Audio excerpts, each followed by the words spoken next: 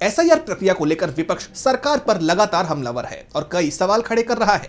इस बीच समाजवादी पार्टी के प्रमुख अखिलेश यादव ने एसआईआर को लेकर सरकार की पोल खोल दी है, जिसके बाद सियासत में बवाल मचा हुआ है।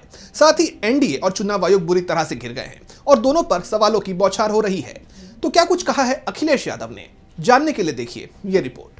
सपा प्रमुख अखिलेश यादव अक्सर कई मुद्दों को लेकर सरकार पर हमलावर रहते हैं और अब एक बार फिर उन्होंने एनडीए पर बड़ा हमला बोलते हुए कहा कि एसआईआर इसलिए हो रहा है ताकि नौजवान नौकरी ना मांगने लगे, राजनीतिक कार्यकर्ता रोजगार की बात ना करें, इसलिए एसआईआर कर दिया।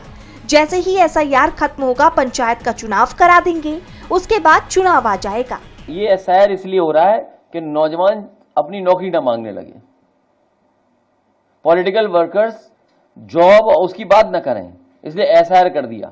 और जैसे ही एसआईआर खत्म होगा पंचायत का चुनाव करा देंगे और फिर चुनाव आ जाएगा। बरसात का 1 महीना निकलेगा, उसका चुनाव शुरू सितंबर से उत्तर प्रदेश का।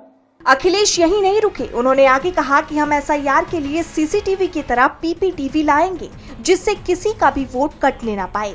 पीपीटीवी से हमारा सांकेतिक अर्थ ये है कि पीपी अर्थात पीडीए प्रहरी पूरी तरह से चौकन्ने और सावधान रहकर सीसीटीवी की तरह चुनाव आयोग पर निगरानी रखेंगे और एसआईआर की हर कमी और अनियमितता पर चुनाव आयोग के साथ साथ मीडिया और आम जनता को सूचित करेंगे।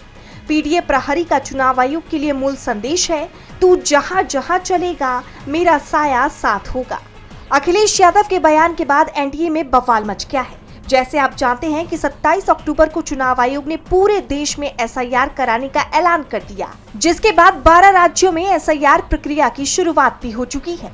एक तरफ विपक्ष इस प्रक्रिया को लेकर सरकार पर सवालों की बौछार कर रहा है, तो दूसरी तरफ सत्ता पक्ष के लोग एसआईआर का समर्थन करती नजर आ रही है।